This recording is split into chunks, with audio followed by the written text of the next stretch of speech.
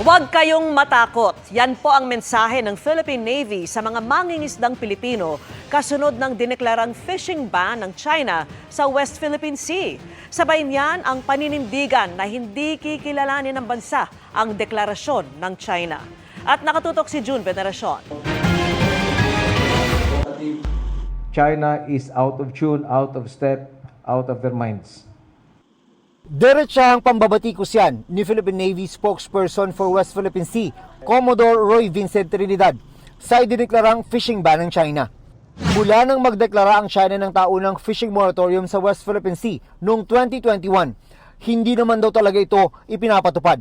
Sa report ng AFP, patuloy daw ang pangingisda ng mga Pinoy sa West Philippine Sea, partikular sa Panatag Shoal. Huwag kayong matakot, magpatuloy lamang kayo at the AFP and the entire government is behind you.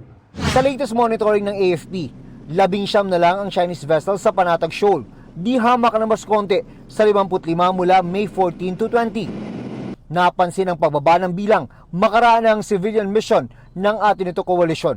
Yun nga lang, may namataan namang Chinese vessels sa Sabina Shoal at Julian Felipe Reef.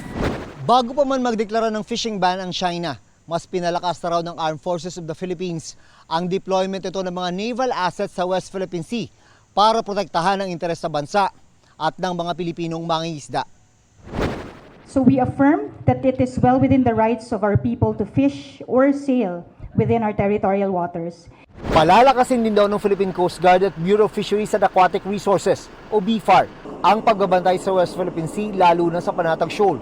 At kung pangangatawan na ng China ang nauna nitong banta ng mga aresto ng trespasser, pwede raw silang kasuhan ng illegal detention. Sabi ng BFAR, 7% ang national fisheries production ng bansa ay mula sa West Philippine Sea. We don't recognize ang ganitong fishing ban binanggit ng China. There's no reason for us to prevent or to advise our Filipino fishermen not to be engaged in fishing in these areas. Dahil again, ang naturang ban lamang ng China ay illegal at wala silang tamang basihan. Wala pa pong epekto sa supply sa ngayon.